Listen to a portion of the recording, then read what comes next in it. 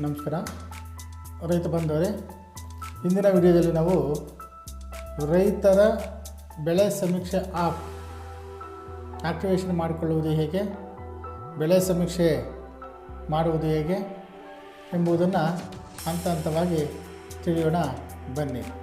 ಮೊದಲನೇದಾಗಿ ಬೆಳೆ ಸಮೀಕ್ಷೆ ಅಂದರೆ ರೈತರು ತಮ್ಮ ಜಮೀನಿನಲ್ಲಿ ಯಾವ ಬೆಳೆ ಎಷ್ಟು ಪ್ರಮಾಣದಲ್ಲಿ ಬೆಳೆದಿದ್ದಾರೆ ಎಂಬ ಮಾಹಿತಿಯನ್ನು ಸರ್ಕಾರದ ದಾಖಲೆಗಳಲ್ಲಿ ದಾಖಲಿಸುವ ಪ್ರಕ್ರಿಯೆ ಆಗಿರುತ್ತದೆ. ರೈತರು ಬೆಳೆ ಸಮೀಕ್ಷೆ ಮಾಡಿಕೊಳ್ಳಲು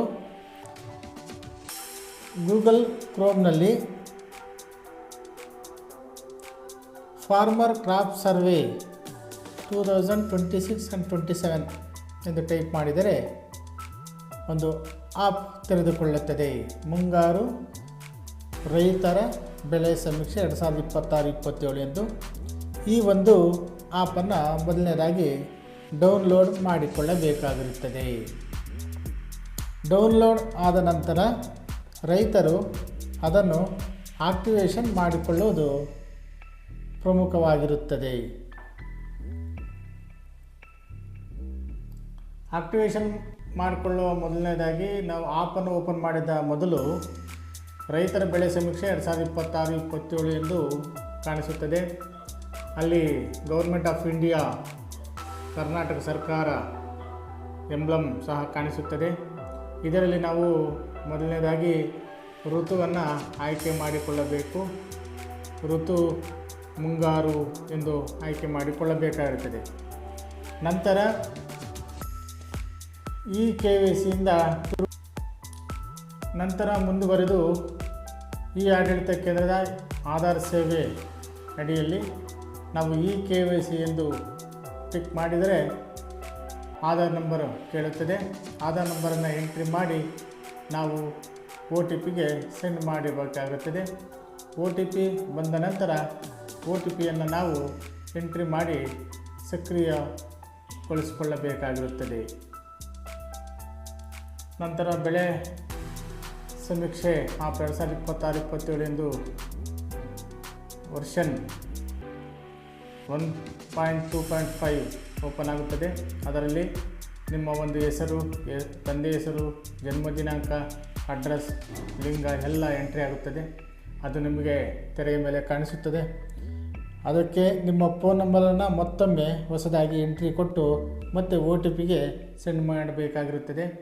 OTP ಬಂದ ನಂತರ ಎಂಟ್ರಿ ಮಾಡಿ ಮತ್ತೆ ಸಕ್ರಿಯಗೊಳಿಸಿಕೊಳ್ಳಬೇಕಾಗಿರುತ್ತದೆ. ಸಕ್ರಿಯಗೊಂಡ ನಂತರ ಆಪ್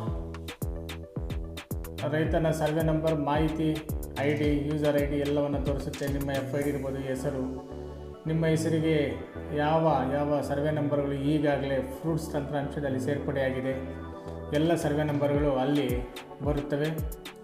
ಇದಕ್ಕೆ ಮುಂದೆ ಬೆಳೆ ಸಮೀಕ್ಷೆ ಮಾಡಬಹುದು. ಅದರ ಜೊತೆಗೆ ಇಲ್ಲಿರುವಂಥ ಸರ್ವೆ ನಂಬರ್ಗಳನ್ನು ರದ್ದುಪಡಿಸಬಹುದು ಮತ್ತು ಹೆಚ್ಚುವರಿ ಸರ್ವೆ ನಂಬರ್ಗಳನ್ನು ಸಮೇತ ಸೇರಿಸಬಹುದು. ಅಲ್ಲಿ ಹಿಂದಿರುಗಿ ಸರ್ವೆ ನಂಬರ್ ಸೇರಿಸಿ ಬೆಳೆ ಸಮೀಕ್ಷೆ ಆರಂಭಿಸಿ ಎನ್ನುವಂಥದ್ದು ಆಪ್ಷನನ್ನು ಕಾಣಬಹುದು. ಇದರಲ್ಲಿ ಹಿಂದಿರುಗಿಸಿ ಎಂದರೆ ಹಿಂದಕ್ಕೆ ಹೋಗಬಹುದು. ಆಪ್ನಲ್ಲಿ ಸರ್ವೆ ನಂಬರ್ ಸೇರಿಸಿ ಎಂದರೆ ಅದನ್ನು ಟೈಪ್ ಮಾಡಿದ್ದೇ ಆದರೆ ಮುಂದೆ ನಮ್ಮ ಹೆಚ್ಚುವರಿ ಸರ್ವೆ ನಂಬರ್ಗಳನ್ನು ಆ್ಯಡ್ ಮಾಡ್ತಾ ಹೋಗಿ ಮತ್ತು ಬೆಳೆ ಸಮೀಕ್ಷೆಯನ್ನು ನಾವು ಮಾಡಬಹುದು. ಬೆಳೆ ಸಮೀಕ್ಷೆ ಆರಂಭಿಸೋದಕ್ಕೆ ಬೆಳೆ ಸಮೀಕ್ಷೆ ಆರಂಭಿಸಿ ಎಂದು ಟೈಪ್ ಮಾಡಿದರೆ ಮುಂದೆ ಒಂದು GPS ಆಧಾರಿತವಾಗಿ ಬೆಳೆ ಸಮೀಕ್ಷೆಯ ಒಂದು ಹಂತಕ್ಕೆ ಮುಂದುವರಿಯುತ್ತದೆ. ಮುಂದೆ ನಾವು ಹಂತ ಹಂತವಾಗಿ ಅಲ್ಲಿ ನಾವು ಬರುವಂಥ ಎಲ್ಲ ಆಪ್ಷನ್ಗಳನ್ನು ನಾವು ಓದಿಕೊಂಡು ಹಂತ ಹಂತವಾಗಿ ನಾವು ಬೆಳೆ ಸಮೀಕ್ಷೆಯನ್ನು ಮಾಡಿ ಸೇವ್ ಮಾಡಿಕೊಳ್ಳಬಹುದು. ಸೇವ್ ಮಾಡಿದ ನಂತರ ಬೆಳೆಯ ವಿವರಗಳು ದಾಖಲಿಸಿ ಎಂದು ಬರುತ್ತದೆ. ಅಲ್ಲಿ GPS ಆಕ್ಯುರಸಿ 13M ಅಂತ ಬರುತ್ತೆ. ಅಂದರೆ ನಮ್ಮ ಒಂದು ಪ್ಲಾಟ್ನಲ್ಲಿ ಒಂದು ಸರ್ವೆ ನಂಬರ್ನ ಮಧ್ಯಭಾಗದಲ್ಲಿ ಸುಮಾರು 13 ಮೀಟರ್ ಒಳಗಡೆ ನಾವು ಹೋಗಿ ಬೆಳೆ ಸಮೀಕ್ಷೆ ಮಾಡಬೇಕು. ನಮ್ಮ ಒಂದು ಪ್ಲಾಟ್ನ ದೂರದ ಅಥವಾ ಹೆಚ್ಚು ದೂರದಲ್ಲಿ ನಿಂತು ಬೆಳೆ ಸಮೀಕ್ಷೆ ಮಾಡಲು ಅವಕಾಶ ಇರೋದಿಲ್ಲ.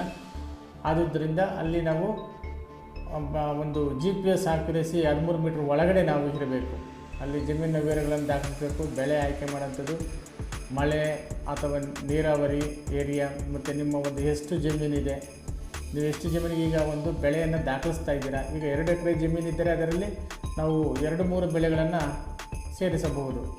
ಅರ್ಧ ಎಕರೆ ಕೃಷಿಯೇತರ, 10 ಗುಂಟೆ ಪಾಳು, ಇನ್ನು ಮಿಕ್ಕಂಥ ಜಮೀನು ಬೆಳೆ ಇರುತ್ತದೆ. ಈ ರೀತಿ ನೀವು ಒಂದು ಒಟ್ಟು ಜಮೀನನ್ನು ವಿವಿಧವಾಗಿ ಬೇರೆ ಬೇರೆ ಬೆಳೆಗಳನ್ನು ಸೇರಿಸುವುದಕ್ಕೆ ಆ ಒಟ್ಟು ಜಮೀನನ್ನು ವಿಭಾಗ ಮಾಡಿ ಬೆಳೆ ಸಮೀಕ್ಷೆಯನ್ನು ಮಾಡಬಹುದು. ಅಲ್ಲಿ ಛಾಯಾಚಿತ್ರ ಸೆರೆ ಹಿಡಿಯುವಂಥದ್ದು 3 ಭಾವಚಿತ್ರ 3 ಛಾಯಾಚಿತ್ರಗಳನ್ನು ಸೆರೆ ಹಿಡಿಯಬಹುದು.